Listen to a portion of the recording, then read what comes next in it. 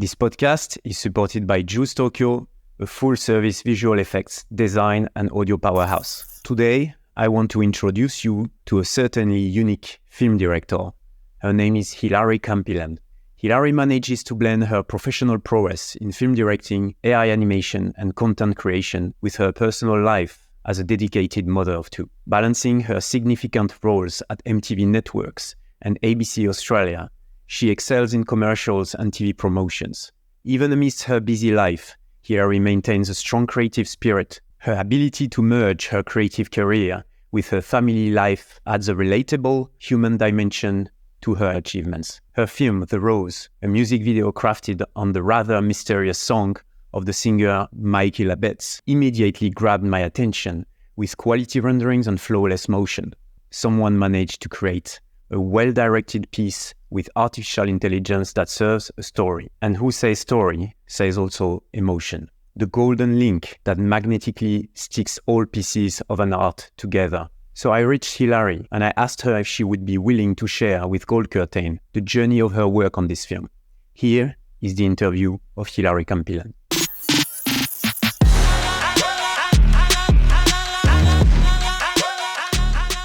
Hilary, with your extensive use of tools, where do you see the future of AI in creative practice going?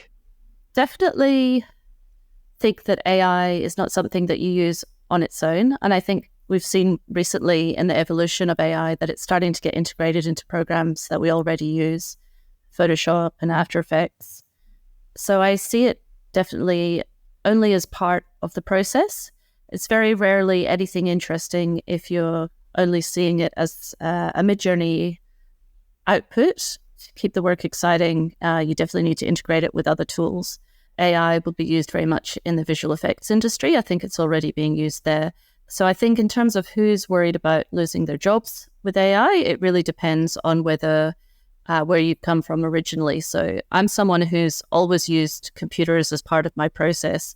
So I don't think I feel as afraid of it as other people might who were illustrators. Now as more and more people understand what it is, you get less people being afraid that it's actually going to take the jobs, I think. It's never going to be used sort of on its own. You know, when Uber was created, for instance, you needed mobile phones, you needed GPS before Uber could be created. So I think it's what AI is going to be integrated into that's going to make the future processes, and nobody really can understand where that's going just yet. We've got to be very cautious of our use of AI. At the moment, we're saying that we sort of use it behind the scenes, maybe for mock-ups, but not necessarily as a final output. We have done it where we have to tell the audience that we've used AI. And I think that's where I'm finding a lot of other creative people I know, they often ask their clients, will it be okay if I use this? I'm not sure if that's going to be the case in the future when it becomes very second nature to use AI all the time. It's a sort of strange thing. You would never ask a client, can I use Photoshop? Can I use Illustrator? But, because there's such things as generative fill now or using AI for masking, I don't think there's any problems with using those sorts of tools, but AI is starting to be in everything. Can you share a particular challenge you faced in your career and how you innovated to overcome it? I think the biggest challenge in my career has been nailing down one pathway. So, for instance, I started off in graphics design and 3D animation. And then when I got a little bit bored of that, I started moving into motion graphics and I worked for TV stations. Then I decided that I really liked directing and editing, so I moved into that direction. And then I think AI has become a new pathway that I've been using. So unlike other people who I think they might just choose one creative direction, I've gone in every direction. So I think that's definitely been a challenge for me, because as you get more senior and senior working in the creative industry, you realize that roles are actually very segregated. You might be someone that just does lighting for a 3D film or just does directing, and I'm definitely a bit of a generalist. So that's definitely a challenge. In the future, perhaps some jobs will be a little bit of everything. I'm finding that's definitely for social, if you're producing for social media, the industry is starting to look for people that can film, people that can write, people that could do a little bit of AI. So perhaps there are jobs out there, but currently I'm working for a TV station that does editing and directing. But I miss doing the graphic side of things, and that's why I do a lot of this AI animation and music videos outside of work, because often there is never a perfect job where you get to do every creative outlet that you want. So I think overcoming it is definitely doing your own personal projects and just sort of not caring too much what a client needs, and rather just doing work for yourself or for a musician. So collaborations have always been a way to get over that, I think, and to be able to have your own creative freedom. That's a very good advice. I think, as creative, when young people start, working for brands and start to work as directors, they have a lot of questions about how to deal with the team, deal with the staff, how to manage a team for efficiency. From your experience as a head design and senior creative, what key leadership lesson have you learned? Well, at the moment, I'm not in a leadership role. I have been in a leadership role before. One thing that one of my favorite creative directors always taught me was that a good idea can come from anyone, from the junior staff to the senior staff. So brainstorming and listening to everyone is very important. Constantly having a want to learn. And these days, people worry about having experience at certain companies or having a university degree, but it's more about, can you go jump on YouTube and do tutorials and teach yourself? Every person I know who's done really well in the creative industry has been a self-starter who teaches themselves how to use programs on the side, develops their own style. You very rarely get that in a work environment, though you can find mentors in a work environment. But that's how I've taught myself. I got really excited with it when AI became possible, so I try every different program out there, and I got never before had I really used open source software, and that was a whole wonderful learning experience for me, and taught me that to sort of be ahead of the curve, you've got to keep trying the new technologies. And with AI, there's always something new coming out. For a while, I think it's stagnated. Like there's programs, it gets to a point where everybody's creating mid-journey images, running them through Runway, but suddenly that doesn't look as interesting. So you've got to try the next bit of technology or find a unique edge with what you're using. You just usually try to run things smoothly. And if someone offers their advice, I'll take it. Be humble. We all have our own ways to deal with our creative process. We usually put that in place from very early age without even noticing. Subconsciously we develop our own creative process. What's your personal belief or habit you think you have that really contributed to your success? I don't consider myself successful yet. It's always a process, and unfortunately there's always the next project. And it's the hard thing about being a creative person, is that you've never quite reached what you want to do yet. Like there is so much more I'd like to add to my portfolio that I haven't had the opportunity to do. And that's why I'm doing a lot of personal projects outside of work at the moment, because a lot of what I've had to do in the past has been very bubbly, bright content for children's shows or for, like I said, for MTV. It's all very bright and colorful, but I really enjoy doing dark, mysterious work as well. So even my much more creative and successful friends that I have, I don't think any of them have felt, okay, well, now I'm done. You've always got to be motivated to do something new.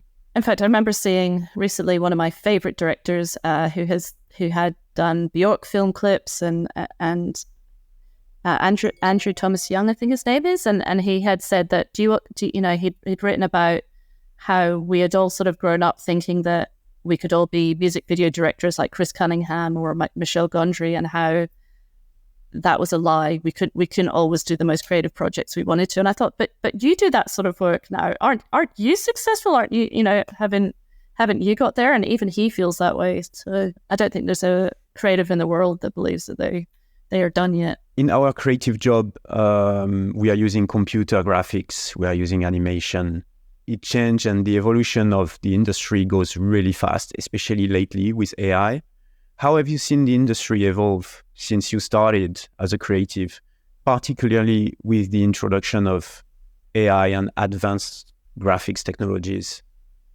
When I first started at university, I did 3D animation, and it was the most frustrating process. Every frame took a minute to render, and it just wasn't as fun as painting or motion graphics. So I think I definitely moved into short form and motion graphics because it was less of a frustrating process. Now with AI, I don't think things are moving necessarily faster, because even when AI technology is created, you still need to find that unique edge. And we're going back to the fact, like, you can't just create something in AI and then call it a finished project. You're still going to have to manipulate it in After Effects, or as soon as something is too easy to do, it's no longer interesting or creative. You lose interest. It's no longer creative. So whereas some processes are speeding up, it's not going to make that the end product. You know what I mean? Yeah. The creatives that were at the top level with the latest technologies are going to be the one who use AI and who push the limits of the creativity with this new tool, actually. There's a director I like called Paul Trillo. Not sure if you're aware of I know him. I like him too, yeah. I like him because he takes very well shot footage and then integrates AI into the film. And I don't think I've seen many other people doing that. Whereas a lot of other people using Warp Fusion, like myself, it's always been creating completely AI looking projects. So yeah, you look to the people, also Boltron, or some people there like Boltron are 3D animators originally, and then they take their 3D animations and then use AI to manipulate what the 3D animations look like. So if you really want to look to where the most interesting work is being done, it's the people that have already been creatives, either as a director or as a 3D animator, that are pushing the best places that AI can go. Paul's work was very different in the way that he literally integrates the tool in his creative process, not only using the tool as it is, but really like adding it to his own vision. I mean, you definitely need there always needs to be an idea with what you're doing. It can't just be visually beautiful. So like, when a lot of what we see that's sort of oversaturated on the internet now is people taking Midjourney images and animating them using Runway.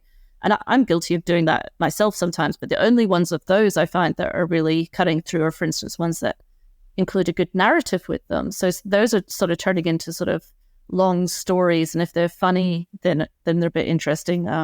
Gossip Goblin, he creates these wonderful animations that are obviously just done in Runway, but they're about a goblin and his journey, and it's really funny. So that sort of thing works, and it's more of a narrative. But the only sort of real way of using that at the moment, I find, is perhaps storyboarding.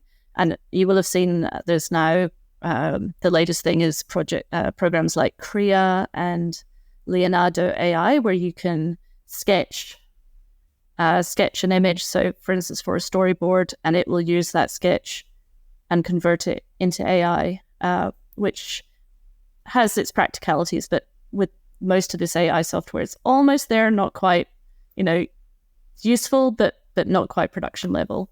And a lot of people are doing what I've done, which is you will film something, so you've got a lot of control over what the actors are doing, and then use AI to convert it. But I'm also finding that occasionally now that can just look like a filter, and what's the point of that if it just ends up looking like shot footage that's been filtered? So I guess the idea, it always comes back to the idea when it comes to creativity.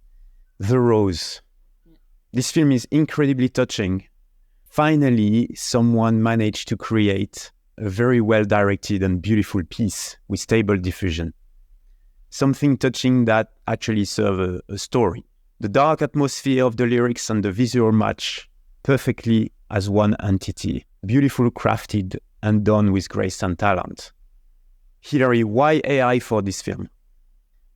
All right, I'll be honest, I guess. Michaela Betts, the the person who is the amazing songwriter and singer in this, she contacted me through another person that she'd worked with in AI, and she wanted me to animate a music video for her.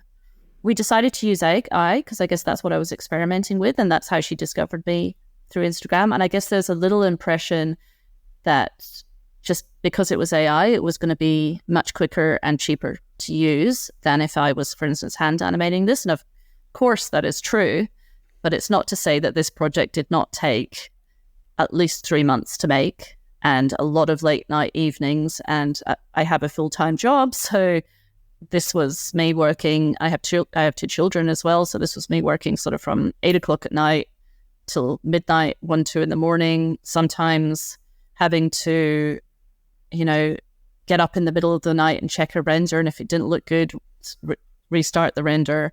So it was a long, difficult process, but I think it really pinpoints a moment in time. It's that time when AI was still very janky. I think it's getting to the point where AI is becoming, animation is becoming a lot smoother, but perhaps it's losing its magical quality. So I always knew when I was creating this project that I would love-hate it, because I knew that it would very quickly look old-fashioned, in the sense that it's only from a certain time when AI looks a specific way. Michaela contacted me. She had this wonderful song. She has a specific aesthetic. She has this sort of Tori Amos meets gothic musical sort of persona. And she has this wonderful story, which people probably don't realize the meaning behind it, but it's actually was created. It's more her story, but I don't think she'll mind me telling you. It's about a sort of phone conversation she had with an adult when she was a child, where she sort of lost her innocence, and these sort of dark thoughts were let in, and she felt bad in herself, and she felt bad about the world. And so to create the film, I asked her to find a studio, and she had a wonderful friend called Chrissy Brooke, who was a dancer. She filmed Chrissy dancing around the studio, and they filmed themselves together. It was good to have that base of beautiful dancing already. I edited the original footage first, and then, layered on the AI afterwards. But a lot of people think, well, I actually like the original footage better. So there's also that. And I think that's also why it's pushing me for our next project to have a mix of both, because I come from the film world as well. So this film reminds me a bit of Björk Hunter, like the old music video, if you remember, directed by Paul White. Similar framing, atmosphere, and also as well some other artist influence like Toulouse-Lautrec, Degas, Klimt, The Little Red Riding Hood, of course, The Birth of Venus of Botticelli, Lorenzo Mattotti for the backgrounds. Can you tell us where did come from the original idea and your inspiration? And tell us a little bit about your influences for this film. Yeah. So the inspiration was definitely the lyrics and just the sort of gothic look of the singer. So she just likes that sort of thing. That's her, she said, make it Red Riding Hood, make it Grimm's Fairy Tales. In terms of the artists, and, this is AI, so there is prompting involved. So my general rule when I create AI is I don't like using artists as references, and definitely not living artists. So I'll be honest, I actually used sort of prompts and terms, sort of like, 1890s oil painting or Grimm's Fairy Tales and Wolf and trying to remember now, but, certain flowers and things like that. Didn't use Klimt, but it does look a bit like Klimt. But some of the other sort of Renaissance artists occasionally, but I tried mostly to stay clear of that, because I don't really see the point in using living artists or artists as reference, because, as you'll have seen by many times, people have used Van Gogh, or it's just going to look like a Van Gogh. So I mostly sort of stuck to Grimm's Fairy Tales or names of animals and things when I was prompting. And that's where that look came from. And I probably should explain that. So it was mostly made using warp fusion. And that's where you get the sort of nice evolution between human and animal. And then but for the singing parts where Michaela's singing, I used a different program called EB Synth, which is way better for the lip syncing because a lot of AI isn't very accurate with that. And then I layered together in After Effects the warping background footage and the EB Synth masked out imagery in the foreground. So that's how that sort of came together. So you had to track the EB Synth mask, or since it was the same framing, it was already matching properly? No, there was lots of fiddling, to be honest. Sometimes it worked, sometimes it would break. Often, like her mouth, you have to sort of render out different frames and then run through EB Synth for certain sections. So there's a lot of tedious process. And there's part of that movie that aren't perfect.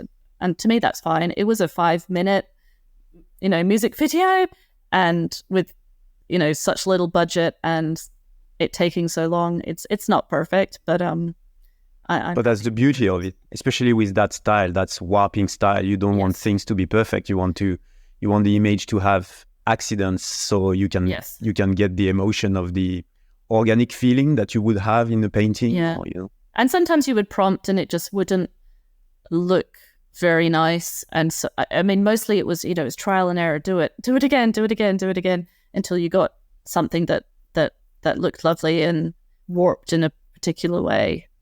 Especially like how the humans turn into wolves when they're behind, and then trying to match that up with the right lyric points. It's interesting you said it came out a little bit looking like Klimt, even if Klimt was not in the prompt, because I think it's not only visually, it's actually also about the motion and the way the character embrace each other and hold each other, which reminds the atmosphere of Gustav Klimt paintings. Yeah. I didn't know what was going to happen. I sort of gave the dancer and Michaela ideas as what they should do in the studio, and they sort of came up with, putting arms over and each other, and luckily that sort of just worked with the software. And to be honest, Warp Fusion was not the first way I tried to animate this. I tried using different software, and it just was the one that definitely produced something that was the most strange and interesting. Yeah. I immediately felt touched by the colors you used and the way it was artistically meaningful. Complementary colors, vibrant. Can you tell us how did you approach the use of color in this film? Yeah, I like the colors as well, and as some scenes more than others. Mostly by asking the AI software to keep it pastels and mutes. With Warp Fusion, if you've ever tried to use it, it just looks like a million different settings, and you can tweak the saturation on things, or you could tweak, just how much color comes through or not. So it was just constantly going up a little bit, down a little bit. It's not real time like you would get with Photoshop and After Effects, where you can just switch the saturation and go, okay, now it's looking good and I'm seeing it. It's a slow process, but you don't get to pick, okay, well, I wanted that bit in the corner to be a certain color, unless you've layered everything. There was only really 2 layers to this, the front layer with the EB Synth and the back layer with the AI Warp Fusion. So when people start to use AI, they'll realize it's a really different process where you do not have as much control as you do with other software. So that's why I think it's never really truly going to take over as a medium. It's always going to have to be part of the process because you do not have as much control over it. You have more control with things like Control Net in terms of where a person puts their arms or that sort of thing. It's a rather frustrating process of going back and forth over and over again until it's interesting enough. Yeah. Quick question. I was intrigued by this character staging. How did you exactly manage to have the character behind the girl shape-shifting into animals without affecting the main character? I'd have to say absolute fluke, because that's just how it worked with Warp Fusion. I think Warp Fusion works in that whatever movement is happening is what triggers the warp. So the fact that I had the Michaela just singing in the foreground or staying still in the foreground while Chrissy Brooke was animating herself around the back of her shoulders, that's what made her character warp. And so, yeah, that's the answer to that, to be honest. Half of this stuff is not intentional, but looks good when it happens. Did you use ControlNet with Warp Fusion? Yes. So Warp Fusion integrates lots of different control nets to try to get it close to the motion that you had in your original vision. I mean, it's a funny one, isn't it? Because like when this first came out to everyone, it was unbelievably amazing. Like, you know, I only got into this because suddenly you could make these mid-journey images. And so I think it was an explosion on Instagram and places like that, where me included, got a lot of followers simply because we were using AI and the technology was interesting. I think we're way past that now. And just creating a AI image, well, anybody can do it. There's television adverts showing you how to use Adobe, Firefly. So that's not always going to be a thing. Occasionally, someone out there that I maybe has a photography eye, and I can. There's a guy I know in Melbourne who's an architect, so his work was always beautiful because he knew how to use specific terms that he'd learned when being an architect to push it in directions that nobody else had. So, yes, some people are better prompt engineers than others, but that's a skill that's easy to learn. As Midjourney and as Stable Diffusion evolve, in a way, that's just data, right? That can be copied, that can be learned. And that's not where the most interesting creative will be.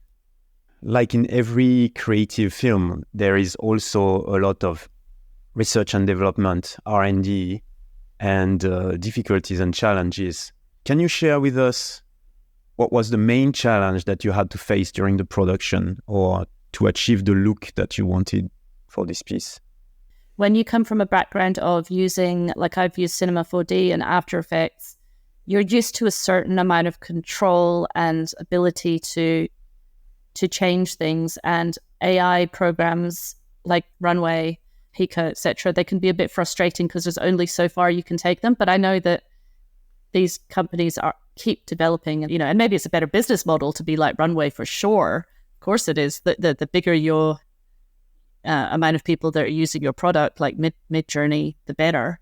Whether real artists are using it or not. I mean, when did art become only commercial? If people are having fun using it, let them have fun using it.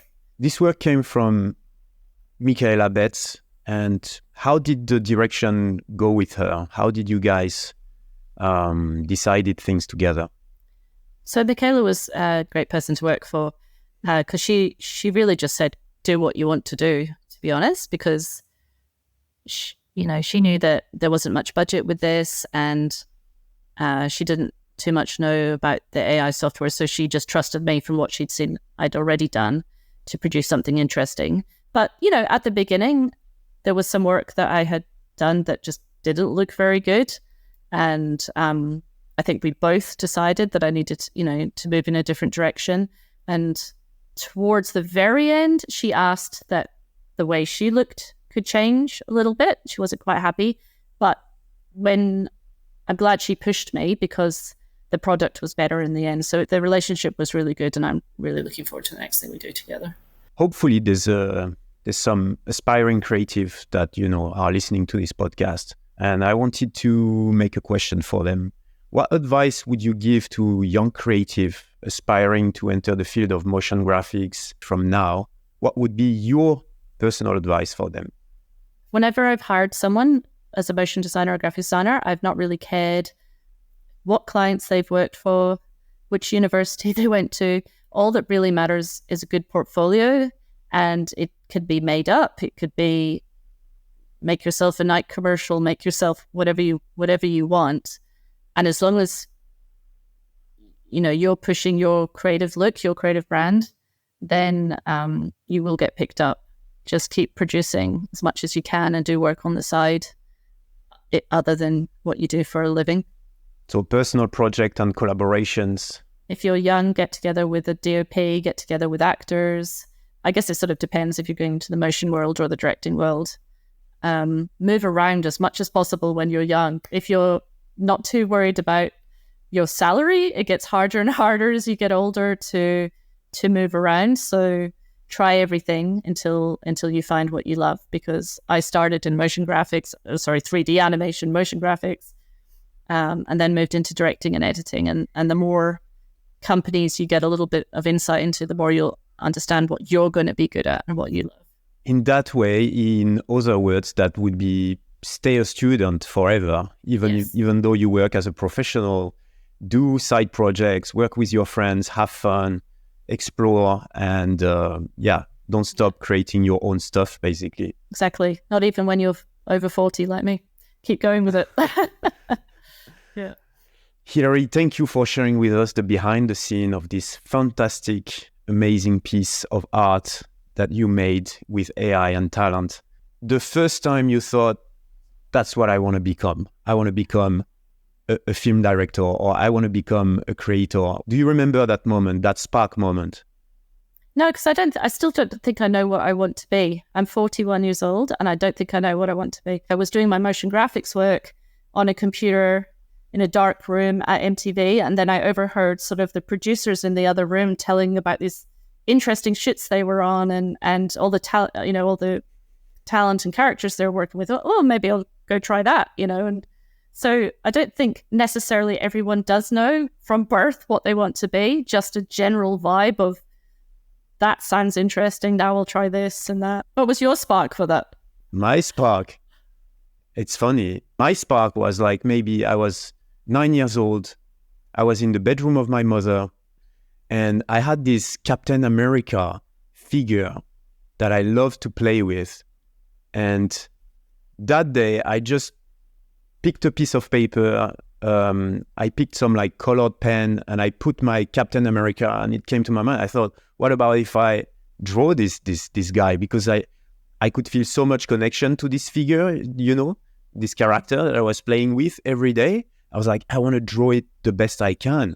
And when I made this drawing, nobody asked me to draw it. I just went for it. When I finished this drawing after 10 minutes, I was pleasantly shocked how good it looked to me. I was happy about it. I was like, I didn't expect it to come as good. Maybe that was the first time I made a drawing with, the depth and two lines for the legs and for the arms, not just one stick. So I don't know, maybe I was 4 or 5. I can't really remember. But that day I remember this Captain America on this piece of paper. I hold it with pride and I was like, I want to draw more. I'm good at it.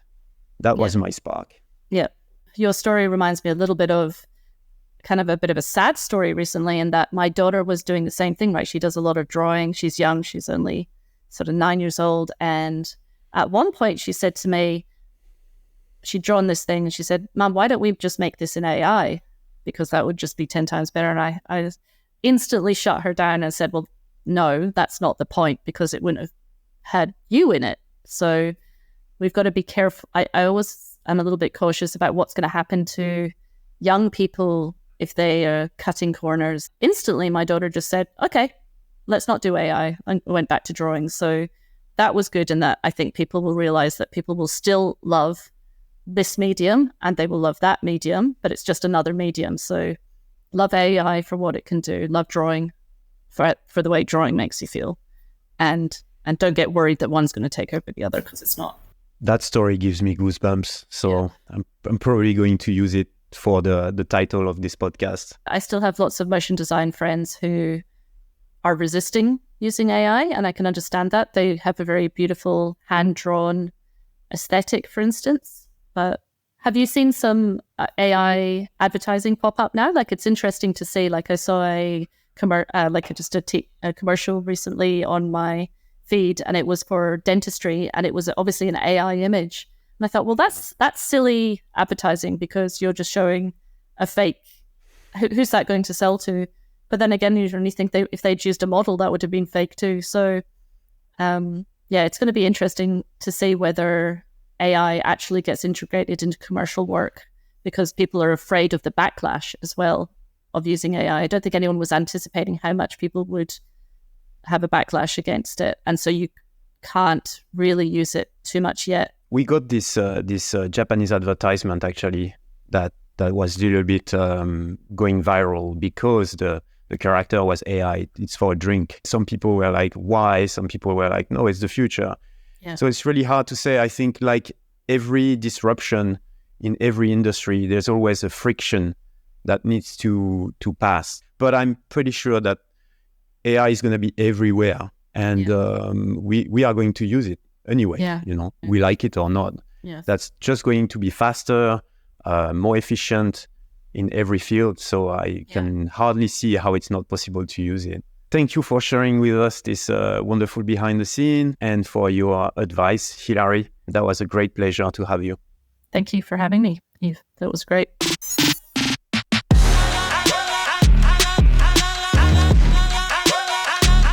We are Gold Curtain, a collective of directors and artists. If you like this podcast, do us a favor, subscribe to this channel. And if you have any questions, feel free to drop us a message into our DM. À plus.